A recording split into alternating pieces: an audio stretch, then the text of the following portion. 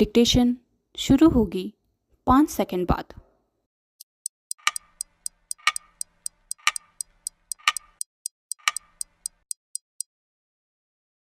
Start. Jammu संभाग के रियासी जिले में एक धार्मिक स्थल से लौट रही श्रद्धालुओं से भरी बस को आतंकियों ने जिस तरह निशाना बनाया, उससे यह स्पष्ट है कि उन्होंने इस हमले के लिए खास तौर पर वह दिन चुना जब प्रधानमंत्री नरेंद्र मोदी अपने तीसरे कार्यकाल की शपथ लेने जा रहे थे।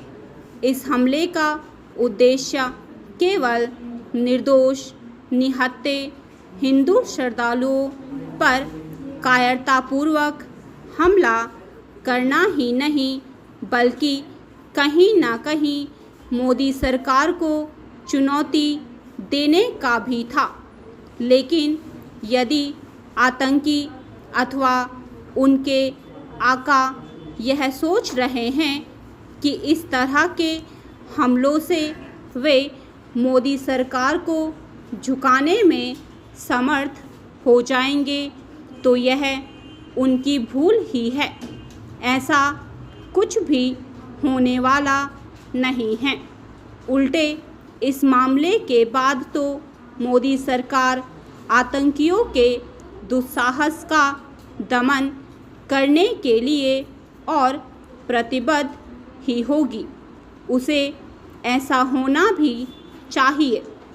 उसे केवल आतंकियों के समूल नाश का ही अभियान नहीं चलाना चाहिए, बल्कि उन्हें सहयोग समर्थन देने वाले तत्वों को भी निशाने पर लेना चाहिए, भले ही वे सीमा के अंदर हों अथवा सीमा पार यानी पाकिस्तान में। रियासी में आतंकी हमले ने एक बार फिर यह रेखांकित किया कि पाकिस्तान अपनी हरकतों से बाज आने वाला नहीं है।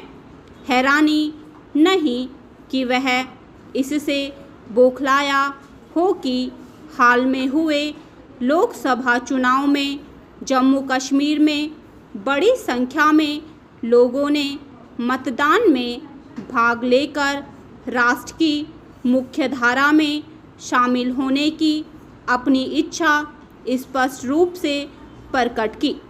पाकिस्तान और उसकी शह पाने वाले आतंकी संगठन इससे भी बौखलाए हो सकते हैं कि जम्मू कश्मीर में आतंकी कमर तोड़ने, विभाजनकारी अनुच्छेद 370 को समाप्त करने और पाकिस्तान को कोई भाव न देने वाली मोदी सरकार फिर से सत्ता में आ गई। साफ है कि मोदी सरकार को जम्मू कश्मीर में सक्रिय आतंकियों और उनके समर्थकों के साथ सीमा पार से उन्हें सहयोग देने वालों पर भी अपनी नज़रें टेढ़ी करनी होगी। इस क्रम में उसे यह भी देखना होगा कि आखिर क्या कारण है कि कश्मीर के साथ साथ जम्मू संभाग में भी आतंकी गतिविधियां बढ़ती जा रही हैं। आतंकी अब पर्यटकों एवं श्रद्धालुओं को भी निशाना बना रहे हैं। जम्मू के विभिन्न इलाकों में आतंकी लंबे समय से अपनी गतिविधियों को अंजाम देने में लगे हुए हैं। जब उनकी गतिविधियों को देखते हुए अतिरिक्त सतर्कता का परिचय देना चाहिए था, तब यह देखा ही जाना चाहिए कि ऐसा क्यों नहीं हुआ। कहीं खुफिया एवं सुरक्षा एजेंसियों से कोई चूक तो नहीं हुई।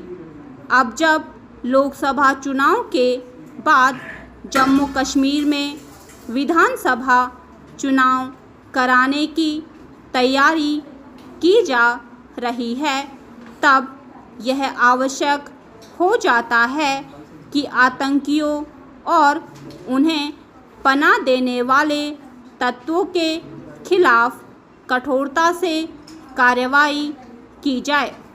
जम्मू कश्मीर में आतंकियों और उनसे सहानुभूति रखने वालों को सिर उठाने का कोई मौका नहीं दिया जाना चाहिए।